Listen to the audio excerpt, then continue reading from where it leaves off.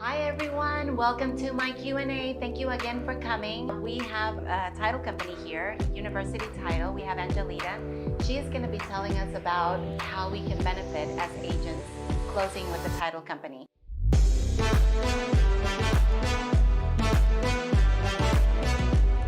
So, hi Angelita, tell us a little bit about yourself before we actually get started. So, hello, my name is Angelita. I'm with University Title, and I've been in the business for about 25 years. I started off as a marketing rep and then as an assistant, and now I'm an escrow officer. I'm a bilingual escrow officer. I speak fluent Spanish, and I can read it and write it, and I can do an awesome closing in Spanish as well. So, just here with Elda, and I want to talk a little bit about commitments and policies and why it's important to have it.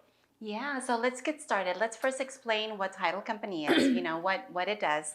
And let's talk about the title commitment. What does that have to do with our clients? So the title company, we're an insurance company. What we do is we provide a mortgage policy and an owner's title policy to our buyers. What that is let's talk a little bit about what the title insurance and why you should have title insurance. So title insurance is to protect the buyer for any liens or any possible issues that are prior with the history of the policy. So that way, when the buyer purchases a property, it should be no issues. And if there does become something in the past, and that's what that policy is for, that policy will protect that buyer. There is two different policies, which is an owner's title policy and a mortgage policy. The mortgage policy protects the lender. That is required by the lender. It's one of the requirements in order for you to get a loan with the lender. And again, the owner's title policy protects the buyer. So that's the difference between the owner's title policy and the mortgage policy. That's what the title company is in business for. Also, our responsibility is to make sure that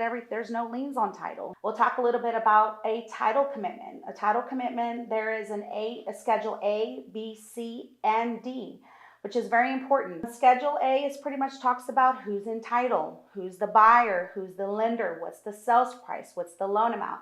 That's what Schedule A talks about. And again, that's who we know who's actually in title, who's vested. Schedule B is going to be exceptions. What exceptions are accepted on the policy. Schedule C is one of the most important schedule. There's going to tell you if there's any liens, if there's any abstract of judgments, if there's any, any kind of issues that are in title. That's how we find out when those sellers have a mortgage that's pending. We need to request a payoff. So that's kind of a very detailed schedule for you to look at. Then we have Schedule D, which talks about dollars and disclosures. There pretty much just says who the underwriter is, how much are the premium, and who's actually being paid those premiums.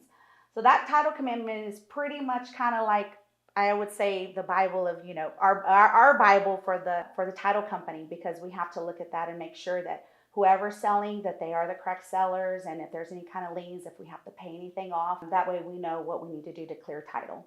Once all that is cleared, then what we call it is a clear to close, and the title company is ready to go, and all we're waiting for is just the lender. So the prices, I know the prices are pretty set, but there's a lot of confusion because there are some fees that kind of fluctuate. Can you explain that, please? Absolutely. The owner's policy amount, that's pretty much across the board. Every title company, we charge the same on that. The only thing that is being charged is differently is the escrow fee. The escrow fee is what is going to be different. We charge whatever the pages are for recordings. We're going to charge exactly, because a lot of the lenders, especially auditors, we have to be exact into the page. So we're going to charge whatever the recording fee is, exact pages. And we do charge for electronic recording. And then, whatever our escrow fee, that's what we charge. So that's pretty much what we charge. The only difference in fees that are being changed from title company to title company is going to be your escrow fee. Okay, and how does that change? Is it much of a difference? Not so much of a difference. It's kind of like you pay for what you get. We charge $525 on each side of buyer, seller. That's pretty much what, the title company gets paid for. So you can range from, you have some title companies that don't charge an escrow fee at all. But again, it's just depending on the service, you pay for what you get. So we do charge a fee. And, I'm very, very firm about that, only because, we love doing what we do, and we do a great job at what we do. Yeah, most definitely. We do work with a lot of home buyers that decide to sell on their own. And that's something that you've been able to help me a lot with. So explain what the difference is between closing with you and closing with an attorney. Well, for me, I tell everybody, it costs a little bit to use a title company. And I think it's very important only because we do a title search. We make sure that there's no liens on title. We make sure that whoever is selling the property are the actual owners of the property. So we do a little bit of a title, we do a title search and a history of the property. As of the attorneys, they don't really they're not required to do a research on the property. So those attorneys, I mean, pretty much they prepare documents. They are part of our business and they definitely do prepare those attorney docs, but they don't actually do the research of the property to make sure that there's no liens, because once a buyer purchases and they don't use a title company, they're not insured. So I always recommend people to, use a title company whenever you're purchasing, when you're buying a home, because that's money that you're investing in. You definitely don't want to lose that. Understanding title policy. What else can you tell us about the title policy that's very important for our buyers especially? Well, the title policy is very important because it protects the buyer. If there's any past issues that come along due to title, let's say, everybody's human. They miss something. So let's say they miss a lien that was on title or some type of judgment. That's where the title policy comes in and protects the buyer. So it protects the buyer from the day of closing. Anything that happens in the past that maybe the title company did not catch, then that's what's protected under that insurance policy, that owner's title policy. Underwriters 8. What does that mean? I just wanted to mention that University Title, we have 8 different underwriters. So if there's ever an underwriter that don't approve something, we can always go to another underwriter. So we have 8 options to figure out where we can close and who will accept whatever transaction that we're doing. So that's pretty good, because there's a lot of title companies that maybe have 1 or 2, but we have 8. So we have 8 to choose from. Is there a concern? Is there something that we should be looking out for that maybe will not be accepted by one of the underwriters? No, not really. Every case is different. I mean, some underwriters could be a little bit more stricter than others. It could be something as in like something's expected, like a release, that we have to have a release, and we already know that it's something that we know that the property was paid for or something like that, or happened years ago. So just different criterias. Let's say, for instance, we're trying to close a deal. We know it's a good deal. Underwriters being really tough about it. And we're like, we already know. And the buyers know the sellers and they knew them for years, or their family members, or it's just circumstances like that. Mm-hmm. So every underwriter has different criterias. Okay, so your title company, you can close with commercial deals as well? Yes. Okay. We do commercial deals. We do investor deals. Yes, we can pretty much close anything. And how does that differ from commercial to residential? The difference is the contracts. The contracts are different. There's a feasible period on the commercials, and it's longer, and there's more attorneys involved depending on the deal. I mean, that's pretty much the difference, but everything as of going into underwriting is pretty much the same. Okay, I do have a question, because often when I've closed, depending on the title company, there are certain title escrow officers that will not explain. Mm-hmm. And so I love closing with you because you explain every single page, that my client normally has to sign, whether it's the seller or the buyer. But is it a rule that you as an escrow officer have to explain? I mean, well, I will say this. A lot of those documents are attorney documents, and we're not attorneys. We're really not supposed to sit there and explain those documents. But I mean, I do it only because the buyers, is their first, their first property that they close at, their biggest investment they're ever going to make. So, I mean, I kind of go an extra mile just to do it so they know what they're signing up for. But a lot of those documents are legal documents, and we're not attorneys, so we're not even supposed to sit there and explain. Oh, I see. Okay, I wasn't sure, but I love that you explain it to my clients, especially to my Spanish-speaking clients, because everything is in English, and so that kind of gives them a relief when they understand a little bit of what they're signing, right? Right. Well, and a lot of those documents are documents that they've already seen through the process of the loan anyway. So a lot of it is just repetitious and final documents. So, for me, it's important that they know where their money is going, what their loan amounts are, when their payments are due, what the note says, what their interest is. For me, that's an important thing, because I feel like as long as you know what you're signing up for, everything else, I mean, you've seen it again already. So that's why I like to go through it in detail. Another thing that you have helped me with is mobile notary. So does your company do mobile notary? Yes. And is that very common? Yes, it is. Is there a fee for that? Yes, there is. There is a fee. We charge about $125 to $150 depending on what the notary charges us. So that's about what the fee is. Okay, but yes, we do a lot of notaries, so we do accommodate clients with that as well. Okay. Your offices, how many offices do you have here in Houston? Actually, we have about 5 offices. We have one in Clear Lake, which that's the office that I'm at, Hempstead, Spring, Sugar Land, and the Woodlands. Okay, awesome. And you are spread out in Texas, yes. Is that correct? Okay. Yes. Okay. This is a very tough subject, but it's very common right now, especially because of the market. The subject twos. Tell us a little bit about the subject twos. How do they work? What do we need? So the subject twos are what is also known as wraparounds. Okay. I did a little bit of research as to it yesterday too to get in detail, but different underwriters have different criteria.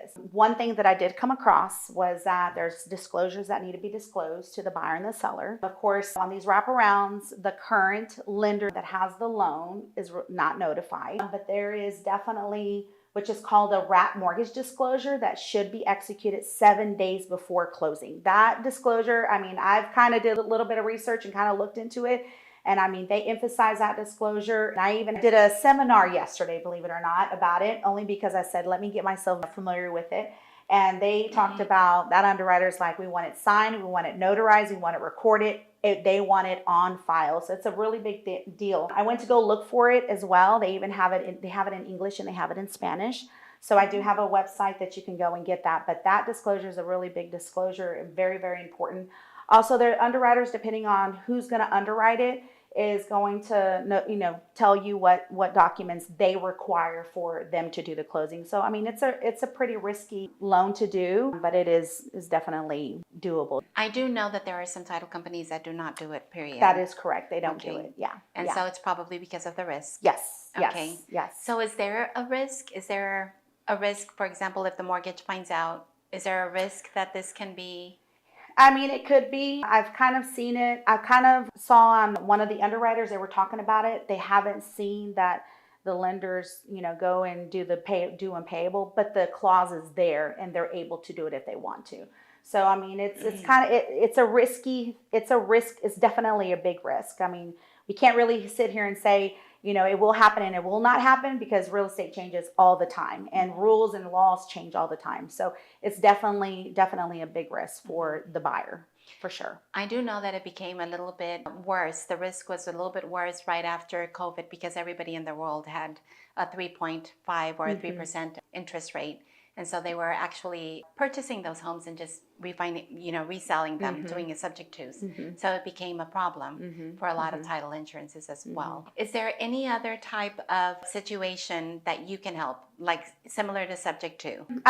Pretty much you would take it to the underwriter and make sure that they're okay with it because they're the ones that make the final decision and they're the ones that are going to finalize that policy. So all I would do is, what I would say is, just bring it to us. Let's talk about it. Let's figure it out. Take it to underwriting, see what we can do, see what we need to do to make it happen, and then just go from there. Because, every situation is different. Not all underwriters are going to approve it. There's only going to be a few. So we just have to just go with the flow, figure out what we need to do to put in place for it. So, there's just a lot of gray for that, and there's not a straightforward answer for that question. So. What about short sales? Is that something that y'all as well do? Yes. So you said you work a lot with investors. How is it that you work with investors? So we do a lot of double closings. Investors, as in, investors that have properties and they're flipping them or buying from the seller. We deal with that too. Short sales, we definitely do short sales as well. Of course, we have to stay in contact with the first lien holder, make sure to see what they approve of. Actually, we have one right now that has 3 loans on it. So we have to make sure that's our responsibility as a title company to make sure that we're all in agreement and whatever the lender approves, and that's what we have to go with. So it's a lot of back and forth in numbers and sending out HUDs and figuring out what number is going to be good and making sure the numbers are exact because of course they don't want the seller to take home any kind of funds because it's a short sale transaction. So that's where we come in as the responsibility to make sure that everybody's being paid and everything's documented and we can get it closed. So I've had in the past where they're asking me, well, we want to sell it to our relative, and so because it's going between our relatives, we really don't need an agent. Is an agent required to come to your closing? No, it's not. The agent is not required. Okay. But I would say agent is always good because they're the ones with the most experience and they're the ones that know how to, we're not going to sit there and negotiate with the buyer or the seller anything. We just go along whatever's on the contract and that's what we follow. A lot of times we have people that at the end they're like, well, why am I paying this and why am I paying that? Well, we go off of the contract.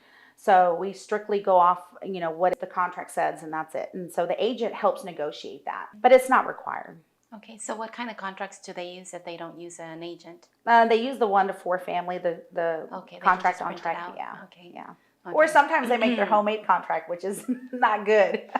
Oh, really? Yeah. Oh, my We've goodness. seen a few of those. Really? In Spanish? In English. In English? Wow, okay. Yeah, yeah. Okay. So, we have to, the contract, we go off of the contract. We need to know who's paying for the policy. We need to know, if there's a survey involved. There's a lot of items that we need to know as a title company, who to charge and who's paying for what. Okay, your attorneys. Let me talk a little bit about your attorneys, because a lot of the times I get clients that ask me, well, is there going to be an attorney involved? And I always tell them, not necessarily with the title company, but they do have attorneys. Outside attorneys, yes, yes. So tell me how that works. So the outside attorneys, I mean, we do have a relationship with attorneys to prepare our documents, which is a deed, or if they're doing owner finance, they prepare our owner finance documents as well. Their experience, and they're real estate attorneys, and pretty much we have a list of those. And if anybody wants a list of real estate attorneys, I tell people all the time, don't just go to a attorney, go to a real estate attorney, because it makes a big difference. And I have a list that I give buyers or sellers that are needing real estate attorneys. So there's several out there that are in the area that that I live in where they call at. Okay, great. Yeah.